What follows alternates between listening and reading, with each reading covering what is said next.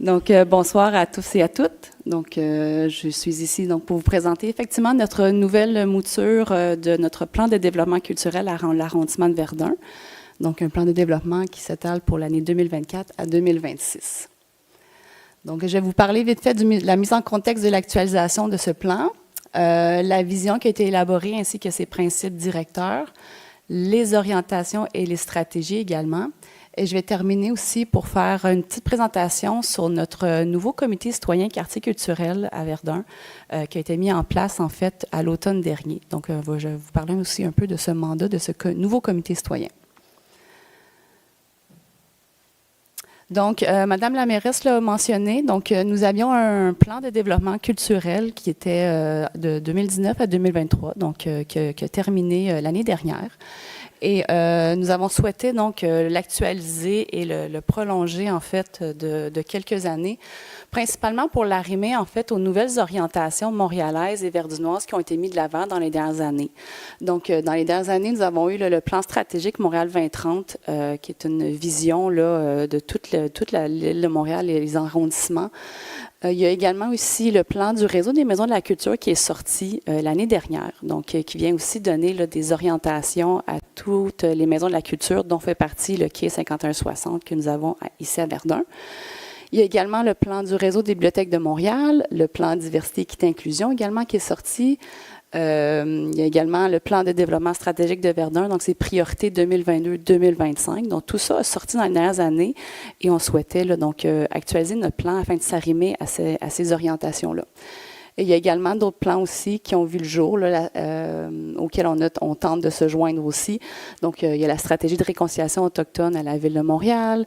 Il y a le plan d'action en accessibilité universelle, le plan de développement de la communauté nourricière aussi à Verdun, le plan local de déplacement, plan de développement économique qui est sorti récemment, ainsi que notre plan directeur Tremblay et Verte. Donc, on essaie de s'arrimer le plus possible à tout ça. Donc, dans l'ancien plan, 2019-2023, nous avions en fait 4 orientations ainsi que 18 stratégies. Tout ça a mené à un plan d'action de 72 actions qui ont été mis de l'avant dans un plan d'action que l'équipe culture, en fait, que l'équipe de la division culture et bibliothèque a mis de l'avant. Dans le nouveau plan, on est passé à 3 orientations, 11 stratégies, et présentement, nous sommes en train de travailler le plan d'action. Donc, là, on a terminé le plan de développement, donc les visions, orientations, stratégies. Et là, actuellement, on travaille le plan d'action. Donc, la vision de ce nouveau plan-là, et juste pour aussi vous mettre en contexte, là, ce plan-là, en fait, a été élaboré. On a travaillé avec une firme, la firme Artanso, qui est spécialisée dans ce genre d'accompagnement-là, de plan de développement culturel. Là. Ils ont travaillé à plusieurs arrondissements également. Et on a également fait aussi des consultations. On a fait des consultations avec nos collègues à l'interne dans nos divers départements ici à Verdun. On a également fait des consultations. On a fait une consultation publique aussi qui était ouverte à tous les résidents de l'arrondissement de Verdun le 31 janvier dernier. On a fait aussi également des présentations là, au comité citoyen quartier culturel et à des partenaires locaux quand nous avions des versions préliminaires pour aller chercher les commentaires et les demandes de modification pour prendre en compte pour la version finale. Donc, on a fait ça vraiment de façon collaborative. Donc, la vision qui a émané de ce plan-là, vous l'avez devant vous. Donc, c'est un plan de développement dont l'objectif est de favoriser l'émergence d'initiatives, d'actions et d'expériences culturelles significatives et accessibles sur le territoire, contribuant à l'affirmation d'un milieu de vie animé, mixte et inclusif où la culture est un moteur essentiel de la communauté. Donc, ça, c'est notre vision qui est portée par toutes les stratégies et les orientations à l'intérieur. Donc, les différents principes directeurs de ce plan-là. Donc, nous avons le premier principe qui est la culture comme accélérateur de la transition socio-écologique. Ça, c'est quelque chose qui était justement absent, en fait, dans l'ancien plan de développement culturel. Tout l'enjeu de la transition socio-écologique, le développement durable était absent dans l'ancien plan. Donc, c'est vraiment des valeurs qui ont été mises de l'avant dans les dernières années. Donc, c'est un des principes qu'on a souhaité vraiment mettre de l'avant dans ce nouveau plan. Donc, on souhaite accélérer la transition socio-écologique en posant des gestes concrets pour favoriser les maillages entre culture et environnement. nous collaborons avec le plan de développement de la communauté nourricière avec des activités, entre autres. Et la photo que vous voyez, en fait, c'est le projet de Bouturothèque qui a lieu à la bibliothèque Jacqueline de Repentigny. Donc, c'est une activité, une offre, en fait, de services que la bibliothèque offre, que propose aux citoyens d'échanger des boutures de plantes. Donc, c'est une activité proposée, qui est un exemple. Le principe numéro 2, renforcer la solidarité, l'équité et l'inclusion par les actions culturelles, donc de rendre accessible la culture sous toutes ses formes à l'ensemble de ses citoyennes et citoyens et de réduire les inéquités au sein de sa population dans toute sa diversité, tant sociale que culturelle, et en collaborant avec le milieu communautaire local. L'image que vous voyez actuellement, c'est un projet que nous avons fait l'année dernière en médiation culturelle avec le Centre des femmes de Verdun. Donc, nous avons une artiste qui a fait un projet artistique avec un groupe de femmes du Centre des femmes. Donc, un projet qui s'est allé sur plusieurs ateliers et avec un produit final qui a été exposé. Donc, un beau projet là, dont on est très fiers qu'on a fait l'année passée, qui est un exemple. Toujours dans le deuxième principe de solidarité, d'équité et inclusion, donc on contribue aussi à la réconciliation avec les peuples autochtones en soutenant la mise en valeur, l'épanouissement et le rayonnement des cultures autochtones, de ces artistes contemporains et de ces artisans, notamment à la Maison d'Hiver de Saint-Dizier et au quai 5160. L'image que vous voyez là, c'est un projet qu'on a fait l'automne dernier, un projet de mapping avec une artiste, avec l'organisme Map Montréal et une artiste autochtone qui était diffusée le soir quand le soleil se couchait. Donc, un beau projet pour mettre en valeur le talent autochtone. Troisième principe, amplifier la démocratie, la participation culturelle, donc rendre la gouvernance plus participative, ouverte et transparente en prévoyant des mécanismes de consultation en amont de la prise de décision permettant à la population de contribuer à l'amélioration de son milieu de vie. Donc, un des premiers jalons de ce principe-là a été la création du comité citoyen quartier culturel qui a été fait l'automne dernier. Donc, vous avez la photo ici de ce comité-là. Je vais en parler plus en détail tout à l'heure. Et dernier principe, ce qui est de stimuler l'innovation et la créativité, donc de façonner une culture organisationnelle ouverte à l'expérimentation, à l'erreur et à l'apprentissage. Travailler en collaboration avec des citoyennes et citoyens et avec les milieux universitaires, culturels et institutionnels pour saisir des opportunités de développement pour l'écosystème culturel. L'image que vous voyez là, c'est notre nouvelle mouture de bibliothèque de plage qui est située à la plage urbaine de Verdun.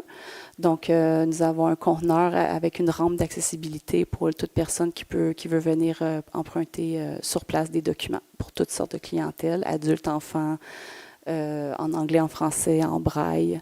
Donc, toute une collection.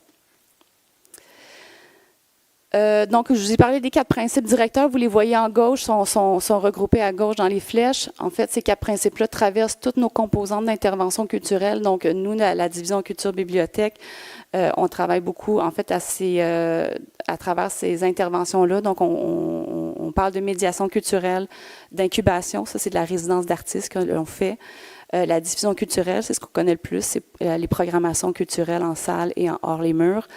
Le principe de la bibliothèque du 21e siècle, tout ce qui touche le patrimoine, l'art public, le loisir culturel et la pratique artistique amateur, ainsi que les grands événements et l'aménagement du territoire. Donc, ça, c'est nos champs d'intervention lesquels on travaille. Plus concrètement, les orientations et les stratégies de ce nouveau plan-là, on a 3 orientations. La première est de consolider et mettre en œuvre une vision culturelle et concertée du développement territorial. Donc, de soutenir, puis en dessous, vous avez en fait les stratégies. Donc, on a tout regroupé ça ensemble. Donc, les stratégies, c'est de soutenir l'écosystème culturel de l'arrondissement, notamment les artistes et les organismes culturels locaux, et assurer la pérennité de leurs actions et de leurs pratiques dans les 3 quartiers. Autre stratégie, structurer et développer une approche partenariale avec les citoyennes et citoyens, les organismes culturels, le milieu scolaire et le milieu commercial pour accroître l'impact et la durabilité des actions culturelles. Justement, la nouveauté, genre je vous parlais tout à l'heure, ce principe-là qui était absent dans l'ancien, c'est de mobiliser la culture afin d'accélérer la transition socio-écologique et également soutenir le développement culturel autochtone. Notre deuxième orientation, juste pour revenir peut-être, en fait, les orientations... Oh, je ne peux pas reculer. Peux-tu reculer? Non, je ne peux pas reculer. Ah oui. En fait, les orientations, les 3 orientations se sont basées beaucoup sur les orientations de Montréal 2030, qui étaient en fait les orientations métropole, quartier, humain. On reprend un peu les mêmes principes. Au lieu d'être métropole, quartier humain, nous sommes arrondissement, quartier humain. Donc, l'orientation 1 est basée vraiment sur une vision territoriale de l'arrondissement. Orientation 2, on est plus dans l'échelle du quartier. Donc, mobiliser la culture pour soutenir les quartiers conviviaux, verts et résilients. Donc, de stimuler la vitalité culturelle dans les quartiers, les lieux et les espaces publics. Assurer l'accessibilité optimale de nos équipements culturels. Et adopter une perspective temporelle, donc une plage horaire des activités, une saisonnalité, une vie nocturne, donc essayer d'un peu varier notre offre pour toucher un peu à tout, afin de déployer des activités culturelles variées sur l'ensemble du territoire. Notre orientation 3, comme j'expliquais, touche plus l'humain, donc proposer des activités, des expériences culturelles accessibles. Donc, nous avons comme stratégie d'accroître la participation des citoyennes et citoyens à la vie culturelle et développer un sentiment d'appartenance à Verdun. Avoir une approche ADS+, dans la mise en place de projets d'activités culturelles pour répondre aux besoins des populations, dont celles issues de la diversité capacitaire. Soutenir la participation aux activités culturelles et le développement d'une pratique artistique citoyenne. Et assurer la communication de l'offre dans les 3 quartiers et auprès de tous les segments de la population en tenant compte des fractures générationnelles, numériques, sociales et territoriales. Donc ça, c'était notre plan, les orientations et les stratégies. Et pour votre information, donc toutes ces stratégies-là, comme je l'expliquais, le plan d'action, on est en train de le travailler, mais toutes ces stratégies-là vont être formulées de façon à englober entièrement ou en partie nos 4 champs d'intervention principales à l'arrondissement de Verdun. La pratique artistique professionnelle, dans laquelle on retrouve la médiation culturelle, la diffusion culturelle et l'incubation. La pratique artistique amateur, donc tout ce qui touche les loisirs culturels, l'implication citoyenne et les pratiques artistiques amateurs, le patrimoine et la bibliothèque du 21e siècle. Donc, dans notre plan d'action, toutes les stratégies vont toucher en totalité ou en grande partie ces 4 champs d'intervention-là. Le plan de développement culturel est disponible sur montréal.ca. Vous pouvez le retrouver. Donc, n'hésitez pas à le consulter. Et je termine en faisant une petite présentation sur le comité citoyen quartier culturel de Verdun. Donc, je vous ai montré tout à l'heure la formation du comité. Pour votre information, donc le territoire du quartier culturel, en fait, c'est un projet qui est en incubation, en fait, depuis 2017. Verdun a été un projet pilote dans ce projet de développement de quartier culturel. Et après multiples consultations publiques internes, vous avez ici, en fait, devant vous, le territoire du quartier culturel. Nous parlons, en fait, d'être tout ce qui touche un peu plus au nord de la rue de Verdun jusqu'au fleuve, incluant les berges, et de la rue Woodland jusqu'à Ixon, là, Strathmore, pardon. Et donc, on a montré un portrait un peu là, de déjà ce qu'on trouve sur le territoire. C'est juste un aperçu là, des œuvres d'art, des murales et certains équipements culturels. C'est pas complet, mais c'était un territoire, en fait, déjà bien développé au niveau culturel. Et le mandat de ce comité citoyen-là, qui a été formé à l'automne dernier, en fait, c'est de proposer des actions concrètes et innovantes pour le développement culturel du secteur, en prenant en compte toutes les composantes du quartier culturel de Verdun. Donc, les composantes, je vous ai les remis, ce sont celles à droite, là, les médiations culturelles, incubation, etc. Donc, le comité doit se pencher également sur les conditions favorables pour permettre la réalisation de ces actions sur le territoire. Le mandat aussi de contribuer à la vitalité culturelle de l'ensemble du territoire également en collaboration avec les autres comités existants. Donc, c'est un comité citoyen qui n'est pas seulement consultatif, on essaie d'être en co-création avec ce comité citoyen-là, donc de concevoir des activités. L'engagement des membres du comité, on parle de 6 rencontres par année, et des rencontres thématiques à l'occasion et de création de sous-comités est possible. La durée du mandat est de 2 ans avec possibilité de renouvellement à échéance du mandat. Pour le processus électoral, nous avons fait une campagne de promotion sur les réseaux sociaux dans le milieu communautaire l'année dernière, tout le long de l'été et l'automne. Nous avons reçu 26 candidatures pour nos 6 catégories, en fait, de membres sur le comité. Il y a une soirée de vote qui a été ouverte à toute personne résidant à l'arrondissement de Verdun le 26 octobre dernier. Il y avait eu 55 personnes présentes qui ont pu voter, en fait, sur les personnes qui avaient posé leur candidature.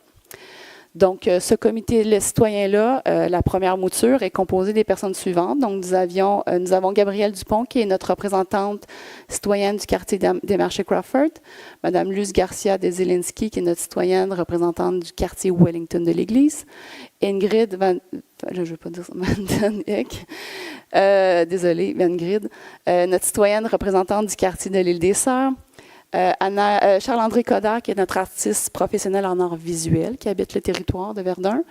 Anna Gloria Blanche, qui est notre artiste professionnel en art vivant. Geneviève Fortier, qui est notre représentante d'un organisme à but non lucratif. Elle représente le Carrefour Jeunesse Emploi. Nous avons un poste vacant, qui est notre représentant au niveau du commerce local. Et les personnes nommées, c'est moi-même, représentante de la direction à la culture, sport, loisirs, développement social, et notre conseillère Céline Audrey-Beauregard, qui est nommée sur le comité. Et l'animation et la coordination se fait par Annie Turcotte, notre agente de développement culturel à l'arrondissement de Verdun. Donc, présentement, les projets du comité citoyen, le comité citoyen a été contribué, en fait, a été consulté pour l'actualisation du plan de développement culturel. Nous sommes en train d'adopter une charte pour le comité également. Le comité travaille également en co-création sur un projet de médiation culturelle. Nous avons reçu un financement de la Ville-Centre pour mettre en place un projet de médiation culturelle. C'est le comité citoyen qui le pilote. On est en train de travailler avec des populations éloignées de l'offre, avec des artistes professionnels de l'arrondissement. Et le comité aussi va collaborer là, aux festivités du 150e de Verdun. Donc, c'est les projets actuellement en cours pour ce comité-là. Donc, voilà. Merci.